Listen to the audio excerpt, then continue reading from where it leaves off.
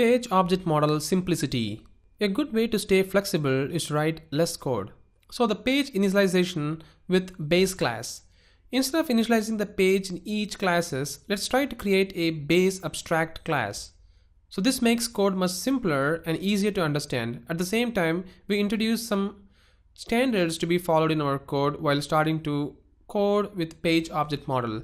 So if this is really not going to make sense, let's see this in action. So in the last video of this course, what we were doing is we created a page object model, and also we moved all the objects of the page in this class, the login page class, and then we tried to initialize the page over here, and then we executed the test and the test got passed. And now what I'm going to do is I'm going to write one more page. Let's say I'm going to write a page for the user list. So once I log into the application as admin, I then see that I will have a employee list. Once I click this employee list, I should see the search text box, something like this. So if I want to verify if I end up to this employee list page, then I need to create a new page in here, because the employee list is again a different page than compared to the login page.cs. So what I'm going to do, I'm going to add one more page in here, and let's call this as employee page, and then I'm going to add some of the objects in here. So for adding the objects, what I'm going to do is I need to identify their controls property. So let's see what is the control property for this text box. I think the text box has got a name, and the name is search term. So what I'm going to do, I'm going to copy this line of code to save some time. I'm going to paste it right here, and let's add the references for the find by, and then let's add the reference for the iWeb element. So everything is fine now.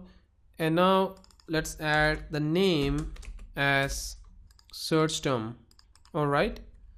And now you can see that within this employee page, again, I have to call the initialize, the page initialize method. So again, I have to call a constructor, and then I have to again call the page factory dot init elements, and again I have to pass the driver, which is nothing but the iWeb driver of the driver, and then here I have to pass the driver, and I have to pass this as the page. So this is a kind of overwriting the same code again and again. So it's always better to reduce the number of lines of code and make some standard to be followed in our code. And that's why, if you remember, in our framework design, we created a class file called basepage.cs. So why is this empty now? Let's make use of it. What I'm going to do is I'm going to make this class, the base page class, to be a abstract class this time. And then I'm going to call our page initialize in here, and then I'm going to make this guy, the base page guy, to be a base class for all our pages which we're going to write in future. So what I'm going to do is I need to call the page initialize in this particular class file. So for doing that, we first of all need to add the Selenium package.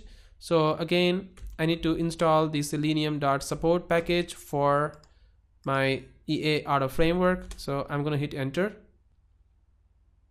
All right. And now if I go to the reference, I can see that I will get both the WebDriver and WebDriver.support added in my reference. And now if I create a constructor for the base page, and I can call the page factory with control dot initialize element, and then within this initialize element I need to pass the driver. So again, I'm going to pass the iWeb driver as driver, and the iWeb driver is again missing, so I'm going to add the reference, and then within this init element I will pass the driver and this as the page, and then I'm going to save. And now how to make use of this base page class? All you have to do is to call this base page to our login page.cs. Pretty simple, right? And now your initialize page method is no longer be usable. I mean, you don't even have to write this code anymore. All you have to do is to just pass the iWeb driver to the base class itself. But we need to somehow call the base class here by calling like this, base page. But how to do that? But currently you can see that we'll be getting an exception here, and the reason is we did not add the reference for our EA Auto framework yet in our project. So let's quickly add that. So I'm going to add a reference, and the reference is going to be solution this time. So I'm going to select the EA Auto framework. I'm going to hit OK. And now if I press Control dot, you can see that I'll be getting a using EA Auto framework dot base namespace. And now if I add this, I'll be getting a different error altogether. I'll be getting there is no argument which gives the corresponding required format of driver to the base page, meaning I don't have to do these things anymore. All I have to do is just pass in base of driver, and the driver should be actually coming from iWeb driver of driver. And this is how you can actually write the code. So as you can see, my initialize page does not have any page initialize here, but still I am passing the driver, and that's the reason that I need to write this constructor. And the same thing happens for this employee page as well.